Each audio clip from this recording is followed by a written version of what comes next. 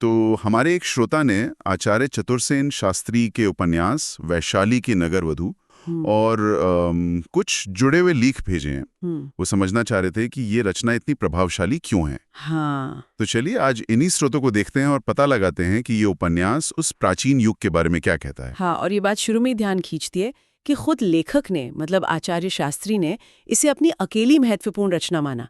यहाँ तक कि अपनी पिछली सारी किताबें उन्होंने एक तरह से नकार दी। सच में सारी? हाँ, और उन्होंने इसे सिर्फ उपन्यास नहीं कहा बल्कि एक गंभीर रहस्यपूर्ण संकेत बताया, जो उनके अनुसार आर्य संस्कृति की हार और जो मिश्रित जातियां थीं उनकी जीत के छिपे हुए इतिहास की तरफ इशारा करता है। बाप रे, ये तो वाकई एक बहुत बड़ा दावा है। बिल्कुल।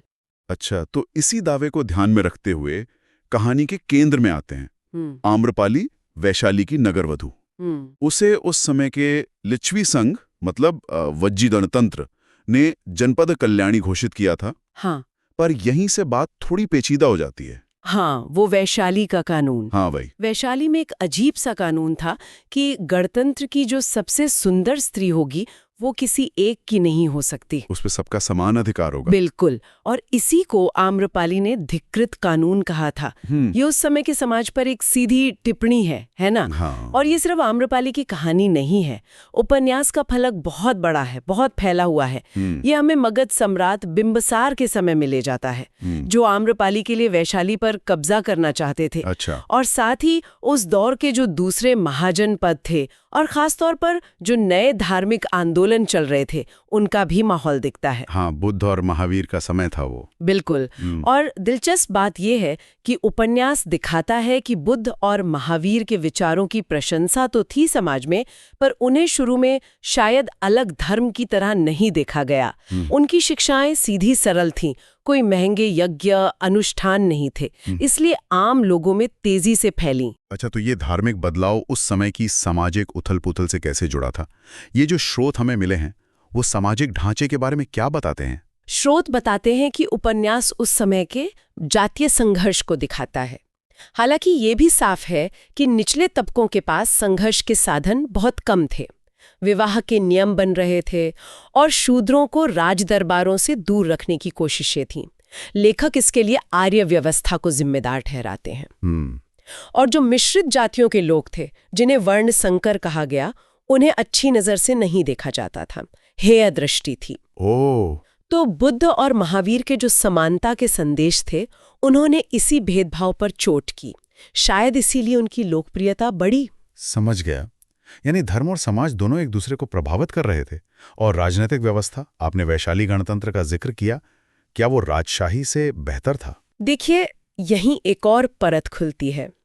वैशाली गणतंत्र तो था, पर जो चुनाव का अधिकार था वो सिर्फ कुलीन लिच्छवियों तक ही सीमित था। अच्छा, सब लोगों को नहीं था?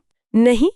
लेखक यही दिखाने की कोशिश करते हैं कि आम जनता के लिए गणतंत्र और राजशाही में शायद बहुत ज्यादा फर्क नहीं था। राजधानी के बाहर जो लोग थे वो दुखी थे, किसानों पर टैक्स का बोझ बहुत था और दास दासियों की खरीद फरोख्त आम थी। तो वो गणतंत्र वैसा नहीं था जैसा हम आज सोचते हैं? बिल्कुल नहीं। एक और चीज है जो इन स्रोतों को पढ़ते हुए मुझे भी थोड़ी चौंकाने वाली लगी। क्या? वो ये कि उपन्यास पौराणिक कथाओं को, जैसे महाभारत, जरासंध या देवासुर संग्राम, इनको लगभग ऐतिहासिक घटनाओं की तरह पेश करता है। हाँ, मैंने भी ये नोट किया। जैसे वो सच में घटी हूं। हाँ। इसके जरिए लेखक शायद ये कहना चाह रहे हैं कि जिन्हें हम आज सिर्फ धार्मिक कहानी या मिथक मानते हैं, हो सकता है वो कभी असली ऐतिहासिक घटनाएं रही हों।